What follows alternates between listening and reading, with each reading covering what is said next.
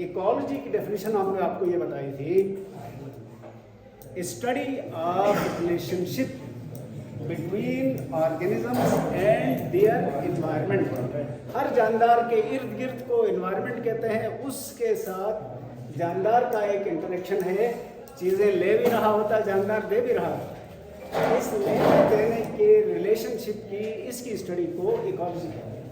और इकोलॉजी तक पहुंचने के लिए हमने कुछ डेफिनेशन आपके सामने रखी। कल पहली क्या थी? स्पीशीज, उसके बाद पॉपुलेशन, फिर कम्युनिटी, फिर इकोसिस्टम, फिर बायोस्फीयर।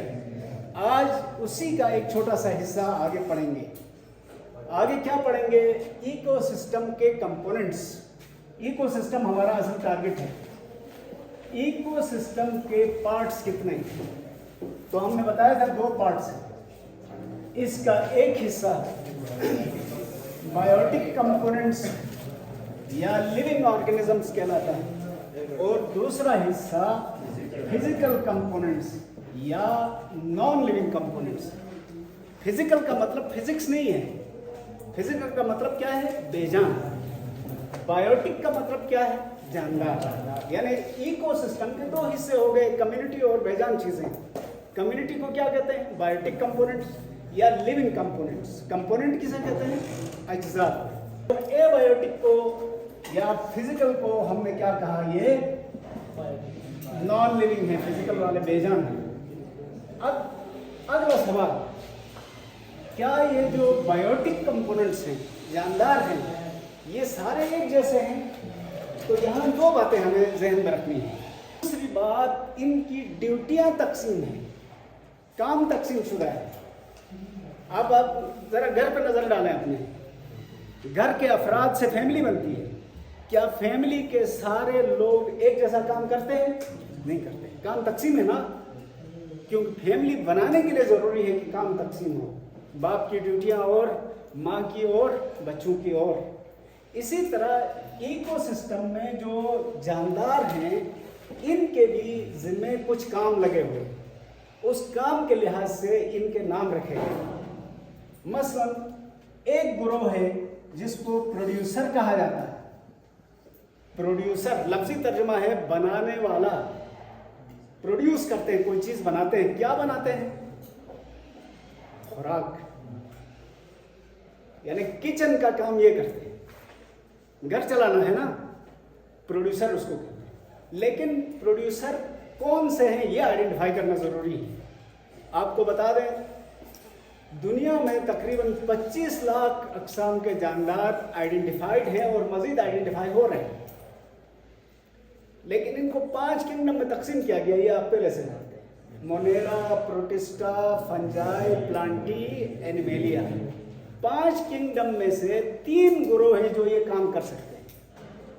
सबसे नुमाया नजर आने वाले कौन से हैं? प्लांट्स, पौधे हैं जो अपनी खुराक खुद बना सकते हैं। जो अपनी खुराक खुद बनाए उसको प्रोड्यूसर कहते हैं। दूसरे नंबर पर है एलजी। ये नंबर ऐसे मैंने कहा, पहली दूसरी कोई पोजीशन नहीं है। प्रोड्यूसर में प्लांट्स आते हैं और एलजी आते हैं, और इसके अलावा सम बैक्टीरिया।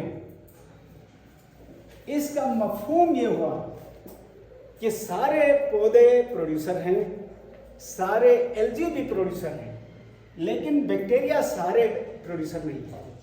कुछ बैक्टीरिया जो खुराक बना सकते हैं, जो ऑटोट्रॉफ, इनको ऑटोट्रॉफ भी कहते हैं, अपनी खुराक खुद बनाने वाले। पहला ग्रोह आ गया। दूसरा ग्रोह कहलाता है कंज्यूमर्स। अब कंज्यूमर किसको कहते हैं? सारिफ, खर्च करने वाला। तो कंज्यूमर वो हैं जो अपनी खुराक नहीं बना सकते, इसलिए ये क्या करेंगे? जो प्रोड्यूसर खुराक बनाएंगे उसी को ये हासिल करने की कोशिश करेंगे। मेरी बात पहुंच रही है ना? प्रोड्यूसर किसको कहा? जो अपनी खुराक खुद बना सकते थे। कैसे बनाते हैं वो भी डिस्कस करेंगे। कंज्यूमर कौन से हैं? ये खुराक खुद नहीं बना सकते, इसलिए ये प्रोड्यूसर्स के ऊपर डिपेंड करते हैं, उनसे खुराक हासिल करते हैं। जब वो बना लें तो ये हासिल करते हैं। एक ग्रोह ये है। और तीसरा ग्रोह डिकम्पोजर्स कहलाता है। डिकम्पोजर, ये भी खुराक खुद नहीं बना सकते। देखें इनकी मजबूरियां समझ ले बेटा, ये मजबूर नहीं है, ये अपनी खुराक खुद बना रहे हैं। तो जब चाहा बना लिया, जब चाहा खा लिया, बचा लिया तो ठीक, नहीं बचाया तो कोई इन पर जबरदस्ती नहीं कर सकता। ये क्या करते हैं, अपनी खुराक खुद नहीं बना सकते थे, इसलिए ये मजबूर हैं इन प्रोड्यूसर के ऊपर डिपेंड करने पर। और तीसरा ग्रुप क्या है, ये भी मजबूर हैं, ये भी अपनी खुराक नहीं बना सकते, लेकिन इनकी तरह ये छीन के नहीं खा सकते। ये तो छीन के खा रहे थे ना उनसे, कभी मार के कभी कुछ करके लेते थे जबरदस्ती, लेकिन ये ऐसा नहीं कर सकते। तो ये क्या करेंगे, मरने का इंतजार करेंगे। प्रोड्यूसर मरे, कंज्यूमर में से कोई भी मरे, जो भी मरेगा उनको ये खाने की कोशिश करेंगे। तो इन दोनों में फर्क क्या होगा, एक वो गिरोह है जो जिंदा को मार के खाता है, दूसरा गिरोह कौन सा है, जो खुद मर जाए तो फिर खा सकता है। जो मार के खाता है उसको कंज्यूमर कहते हैं, जो मरे हुए को खाए डिकम्पोजर कहते हैं। तो इसमें कौन है सबसे ज्यादा, इसमें एनिमल्स हैं। आपको बाद में आस्ता आस्ता पता चलेगा एनिमल, प्लांट और इनमें फर्क क्या है। एनिमल्स की बहुत सारी अक़साम है, वो सब के सब इसमें है। मेनी फंजाई, बहुत सारे फंजाई भी इसमें शामिल हैं, ये भी कंज्यूमर है। और मैनी प्रोटिस्टा, मैनी कहा मैंने, सारे नहीं, बल्कि आप सम लिख सकते हैं। तो प्रोटिस्टा में एल्जी भी आते हैं, प्रोटोजोआ भी आते हैं। एल्जी तो इधर आ गए तो प्रोटोजोआ यहाँ आता है। एंड मैनी बैक्टीरिया, ये भी कंज्यूमर में आते हैं। तो डिकम्पोजर में कौन बचा है, इसमें सिर्फ दो ग्रोह हैं, सम फंजाई एंड सम बैक्टीरिया। कुछ फंजाई और कुछ बैक्टीरिया है डिकम्पोजर से। यहां 2 मिनट के लिए रुके मेरे भाई। प्रोड्यूसर ऑटोट्रॉफ है, सूरज की रोशनी और कार्बन डाइऑक्साइड और पानी को मिलाकर खुराक बना सकते हैं, लेकिन बेकरी है ये। कंज्यूमर कौन है, उस बेकरी से पैसे देकर या डराकर या धमकाकर वो रेडीमेड खुराक ले रहा है। और डिकम्पोजर क्या है, ये बेचारा उधर इंतजार करता है, वो बेकारी, ये खाएगा, कुछ बचा हुआ फेंकेगा तो ये खाएगा। और इसमें सबसे कम है दो ग्रुप हैं, कुछ बैक्टीरिया और कुछ फंजाई, सब नहीं, इसमें सबसे ज्यादा है। अब अगला सवाल है, जब ये सारे खुराक नहीं बना सकते, सिर्फ ये 3 ग्रुप, तो ये क्या ये खुराक पूरी कर सकते हैं? यस, कर सकते हैं, क्योंकि इनके अंदर इतनी सलाहियत है कि ये अपनी ज़रूरत से कई गुना ज़्यादा खुराक बनाते हैं, फिर ये सारे पलते हैं। इसकी मैं मिसाल बताता हूँ। एक घर में बाप आमतौर पर या नौकरी करता है या कारोबार करता है, पैसे कमाता है, खाते कितने हैं? सारे घर वाले, कमाने वाला एक है, खाने वाले ज़्यादा हैं, चलता है ना निज़ाम। इसी तरह ये तादाद में बेशक हमें कम लगी, लेकिन इनकी वर्किंग बहुत ज़्यादा है। इतनी ज़्यादा ये खुराक बनाते हैं कि इनसे बची हुई खुराक इनको भी पाल सकती है। तो ये बैलेंस होना अलबत्ता ज़रूरी है। कभी वो ज़्यादा, कभी ये ज़्यादा, अप डाउन होते रहेंगे तो इकोसिस्टम मुतासिर होता रहेगा। अब कैसे मुतासिर होगा वो आगे आएगा। अच्छा, अब इसमें प्रोड्यूसर पर थोड़ी सी बात करें। बैक्टीरिया को तो निकाल दें, क्योंकि ये एक तो छोटे हैं, तादाद में कम है। मेन है ये प्लांट्स और एल्जी। ये एक नुकता आप याद रखें। प्रोड्यूसर में ऑटोट्रॉफ में मेनली बैक्टीरिया और एल्जी। हमारी दुनिया इस तरह से है। दुनिया पर गौर करें तो ये एक समंदर का मजमुआ है, स्फीयर है, कुर्रा है पानी का। इसके बीच में ये खुश्की के कुछ टुकड़े हैं, नॉर्थ अमेरिका, साउथ अमेरिका, इधर ये यूरोप, इधर एशिया और इधर ऑस्ट्रेलिया और ये वो छोटे छोटे मुल्क। तो ये समंदर ज़्यादा है, खुश्की कम है। खुश्की के उन टुकड़ों को कंटिनेंट या बर आज़म कहते हैं। बस इतना याद रखो। ये खुश्की के अंदर तो प्लांट्स हैं, समंदर में तो प्लांट्स नहीं है ना। इकोसिस्टम कल इशारतन मैंने कहा था, पानी का भी हो सकता है, खुश्की का भी हो सकता है। तो पानी के इकोसिस्टम को यहां पर कौन संभालता है? एलजी। एलजी मैं दोबारा बताता हूं। The producers of aquatic ecosystems are mainly algae. Bacteria भी हैं लेकिन एलजी के मुकाबले में बहुत कम है। अच्छा, एलजी की मैं तादाद बताऊं तो आप हैरान होंगे कितने ज़्यादा है। साइंसदानों ने ये तहकीक करके, रिसर्च करके पता चलाया है, पानी के अंदर 600 फुट तक रोशनी पहुंच सकती है। यानी पानी की ऊपर वाली 600 फुट की तह रोशन होती है। जहां तक रोशनी पहुंची वहां तक एलजी है। इसका मतलब इस सारे पानी के 600 फुट की तह में एलजी भरे पड़े हैं। पूरी दुनिया के पानी में सिवाय ऊपर और नीचे जो जमा हुआ पानी है उसमें कम है, बाकी इस पानी में भरे हुए। तो पूरी दुनिया में जो फोटोसिंथेसिस होती है उसका 60% ये एलजी परफॉर्म करते हैं। तो एक्वेटिक इकोसिस्टम के प्रोड्यूसर्स कौन है? एलजी। प्लांट नहीं है, समंदर में ना होने के बराबर है। अब लैंड पे आ जाए। लैंड में एलजी नहीं रह सकते, लेकिन लैंड में भी बीच बीच में तो पानी के जखीरे हैं ना, छोटे मोटे, जिसको कभी हम झील कहते हैं, कभी तालाब कहते हैं, कभी चश्मा कहते हैं, कभी दरिया, कभी नहर, कभी नाला। इन पानियों में भी एलजी है, ये भी एक्टिव रहते हैं। लेकिन सबसे विजिबल जो चीज है वो लैंड में प्लांट्स हैं। इन प्लांट से ये प्लांट्स जो लैंड इकोसिस्टम्स हैं उनके मेन प्रोड्यूसर्स हैं। बस हमारी गुफ्तगू तकरीबन खत्म हो गई। मैं 2 बातें रिपीट करके आगे बढ़ने की कोशिश करता हूं। पहली बात, इकोसिस्टम बुनियादी तौर पर कितनी तरह के हैं? 2 तरह के, एक्वेटिक और टेरेस्ट्रियल। लैंड वालों को टेरेस्ट्रियल इकोसिस्टम कहते हैं, पानी वालों को एक्वेटिक इकोसिस्टम कहते हैं। और दूसरी बात हमने क्या याद रखनी है, हर इकोसिस्टम में जो बायोटिक कंपोनेंट है उसके 3 पार्टनर्स हैं, प्रोड्यूसर, कंज्यूमर, डिकम्पोजर। प्रोड्यूसर किसको कहते हैं? ऑटोट्रॉफ को, जो अपनी खुराक खुद बनाए उनको प्रोड्यूसर कहते हैं। तो अब सवाल यह है, लैंड के इकोसिस्टम के प्रोड्यूसर को क्या कहते हैं? प्लांट्स। एक्वेटिक इकोसिस्टम के प्रोड्यूसर को क्या कहते हैं? एलजी। और मैंने कहा अगर हम इन दोनों को कंपेयर करके देखें कि कौन फोटोसिंथेसिस ज्यादा करता है तो आप क्या बताएंगे? एलजी। कितना परसेंट? 60%। और ओवरऑल 40% फोटोसिंथेसिस प्लांट्स करते हैं।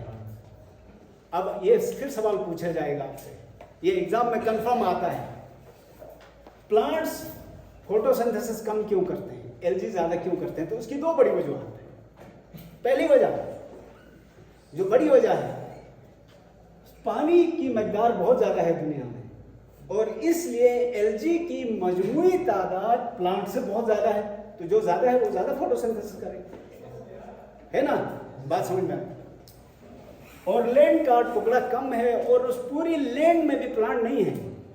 मसलन आपके इर्द गिर्द इतने सारे पहाड़ हैं, प्लांट से खाली कम है। दूसरी बात, पौधों की अक्सरियत का एक और इशू है, सर्दियां आते ही उनके पत्ते जड़ जाते हैं। फोटोसिंथेसिस तो पत्तों से हो रहा था, तो इसका मतलब ये हुआ कि ये लैंड के प्लांट्स की मेजॉरिटी 6 महीने फोटोसिंथेसिस करती है, या 7 महीने या 8 महीने करती है, 4-5 महीने नहीं कर सकती, जबकि एलजी सारा साल एक्टिव रहते हैं। तो अब अगर मैं आपसे पूछूं पूरी दुनिया में सबसे पहले तो ये पूछूं फोटोसिंथेसिस कौन कौन कर रहा है? 3 ग्रुप हैं, प्लांट्स, एलजी, सम बैक्टीरिया। सबसे ज्यादा फोटोसिंथेसिस कौन करता है? एलजी। कितने परसेंट? 60%। और दूसरे नंबर पर कौन है? प्लांट्स। ये कितना करते हैं? 40%। तो बैक्टीरिया का काम 1% से भी कम है, उनका कंट्रीब्यूशन कम। अच्छा, तो इकोसिस्टम में जो बायोटिक कंपोनेंट्स थे उसको हमने 3 ग्रुपों में तकसीम किया। कौन कौन से? प्रोड्यूसर, कंज्यूमर और डिकम्पोजर। इनमें अभी तक हमने सिर्फ प्रोड्यूसर पर फोकस किया है। तो एक्वेटिक इकोसिस्टम के प्रोड्यूसर कौन है? एलजी। टेरेस्ट्रियल के कौन है? प्लांट्स। याद रखेंगे ना? बस अब हमारा टॉपिक थोड़ा सा बदला है, इस पर हम बाद में फिर आएंगे। कंज्यूमर किसे कहते हैं?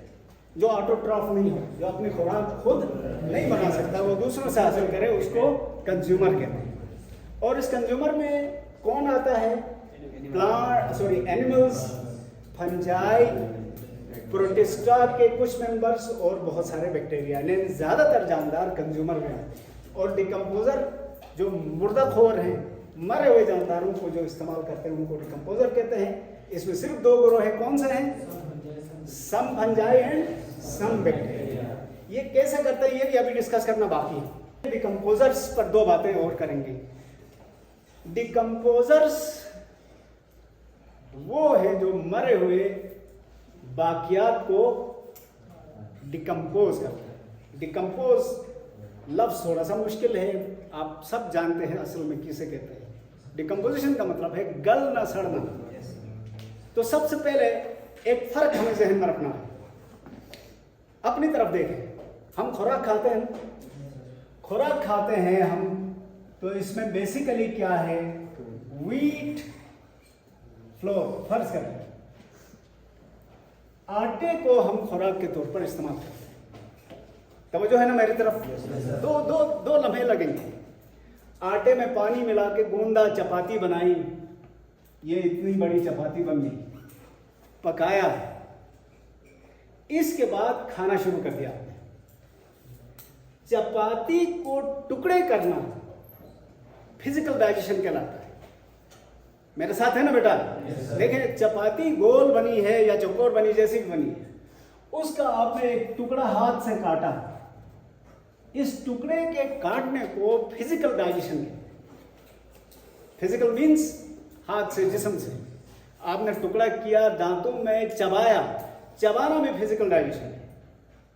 और अगर इस व्हीट फ्लोर या चपाती की केमिकल कंपोजिशन देखूं तो ये इस तरह से है। ये ग्लूकोज है, ये दूसरा ग्लूकोज है और ये तीसरा ग्लूकोज है। लाखों करोड़ों ग्लूकोज के मॉलिक्यूल की चेन है ये। तो आटा दरअसल क्या है? ग्लूकोज की चेन।